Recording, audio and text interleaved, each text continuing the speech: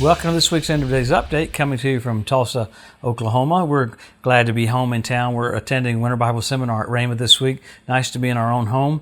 Next week, though, we'll be in Boise, Idaho, the 1st, 2nd, and 3rd. We'll be in the schools the 1st and the 3rd, and on the 2nd, we'll be there on a Wednesday night. Have a great time. Love being with the folks there in Boise. We're coming to you every week to look at the different things that point to the coming of the Lord, specifically the gathering of nations for the Ezekiel 38 war, because you know that happens just after the rapture.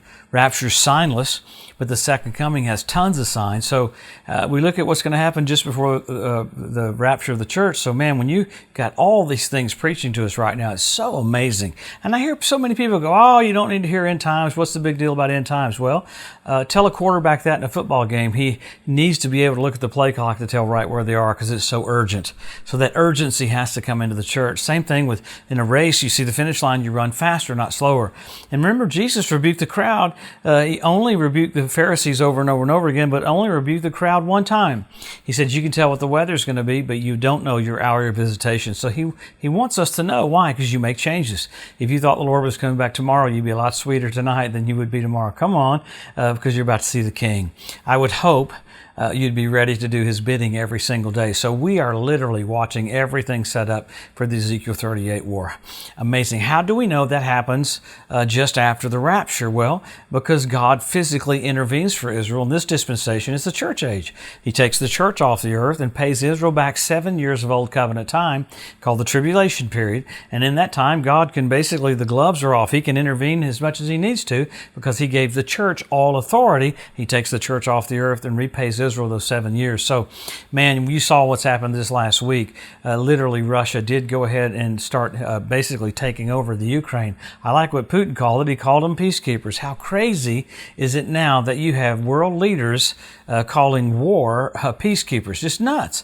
I mean, I'm kind of in awe, like with China a couple of weeks ago saying when they go into Taiwan, they didn't say they're going to attack Japan. They didn't say they're going to fire missiles at Japan. They said they're going to nuke Japan. That mentality of leaders verbalizing such craziness. And with Putin said yesterday, there is no Ukraine. There shouldn't be a Ukraine. And he even, I heard him say, this is not where we're stopping. We'll go even further. So he publicly let that out, that this is not just the end. This is the beginning. So you got Crimea, you got the Ukraine, and you watch the tentacles will spread out. Basically what they're doing is a setup for what's going to happen when Russia comes down on Israel, and that's the Ezekiel 38 war. This is not the Ezekiel 38 war, but it is the setup for the Ezekiel 38 war. It is intriguing that there was basically nothing the world could do but sit back and watch. Even with the NATO troops, even with all the armament that we have, Russia just rolled right into the Ukraine. So it's just amazing watching Scripture be fulfilled right in front of our eyes. How wild.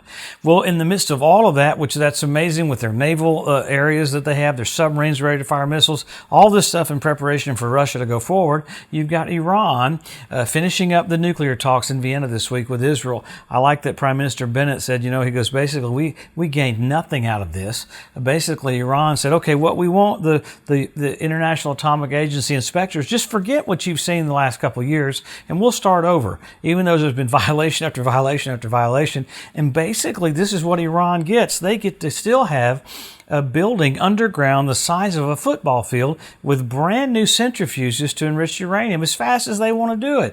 So I was intrigued to hear the tone from Israel. Israel must be supernaturally ready to do whatever. So with that, they're like, hey, this is no problem. We got it covered. Along with that, Israel got a brand new defense system.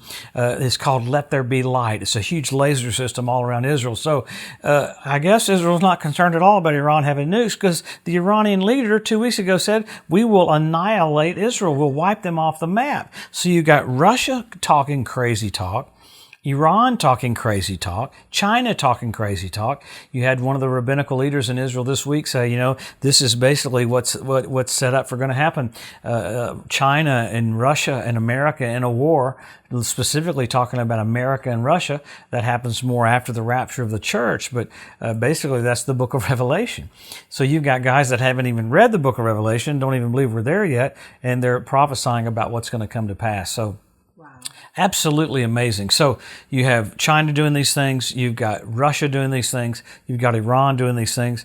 You had Hezbollah have a drone fly over the northern part of the Galilee for 40 minutes and were not detected. It is intriguing, that Russia talked to Israel again about you can't do any airstrikes into Syria, and Russia's continuing to do their border flies right up on the Euphrates Valley and down on the Golan Heights area. So you got Russian fighter planes patrolling right there, right where Israel is. So all this is happening right in front of our eyes because it points to the coming of the King. Wow, how blessed are we?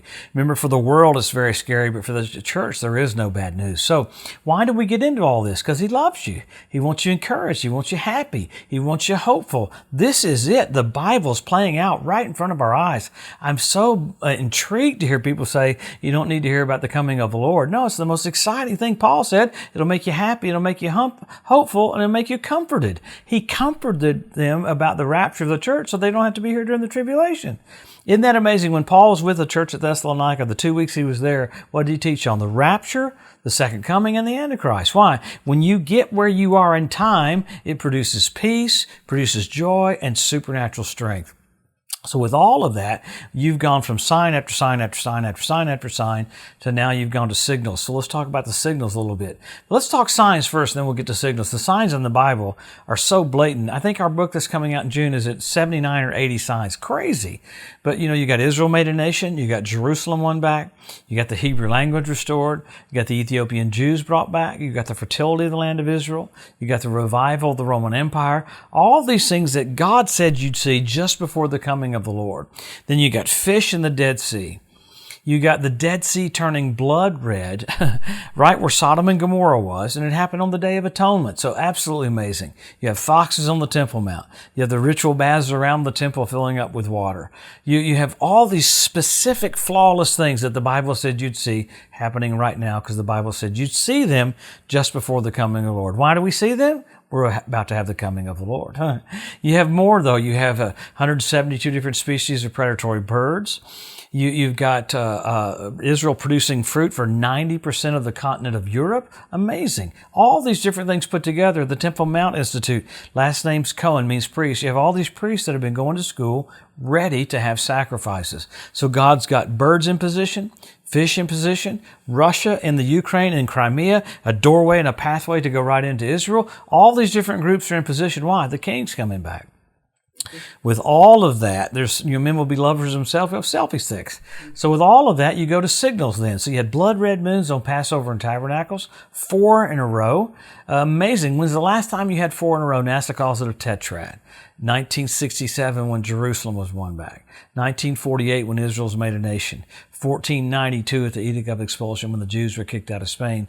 And God raised up Columbus to sail the ocean blue in 1492. What did he discover? America. Be a safe harbor for the Jews. So all these activities, heavenly activities pointing to the Lord coming back. Didn't even get into this last week. They found the largest solar system ever in history, just mapped it out, the biggest solar flare ever in history this last week, and they even came up with a black hole that they found that they hadn't seen before. So all these things are happening, the largest solar flare ever in history. So signals, signs, it's just all over. So you got the blood red moons, you have all those things, and then you have the signals showing that we're there. Wow, amazing. There's many more signals that I don't get into every week because they're just so complex. But so what does that tell us? We have to hustle. We have to accelerate. This is it. Jesus is coming back. Obviously, horrific news for the world because the world's getting ready for the tribulation. But for the church, we're going to be caught up. You say, well, that's just an escape theology. No, it's a hustle theology. When you see the finish line, you run faster. So what do? Help our local church, help our local pastor. When we can physically see all these things that we need to see, it should propel us to do the will of God.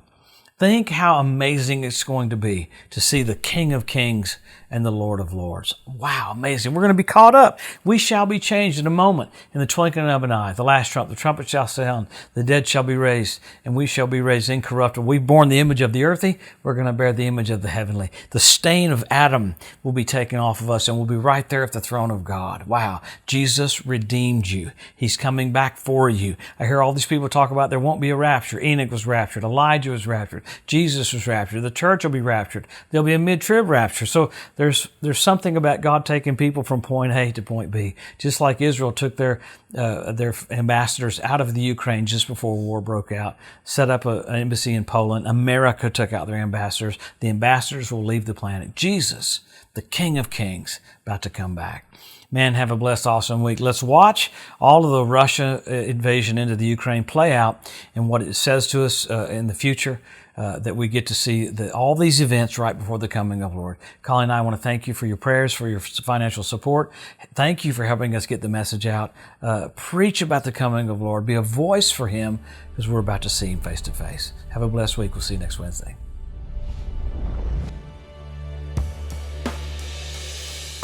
Thanks for joining us today at the End of Days Update. If you'd like to be notified every time there's a new post, just go to the edu at josephmorris.com and subscribe to receive email alerts. If these posts and updates have been a blessing to you, please consider making a one-time donation to help get the message out, or even becoming a monthly partner with Joseph Morris Ministries. Thanks again for tuning in to the EDU, and we'll see you next week. One love to overshadow.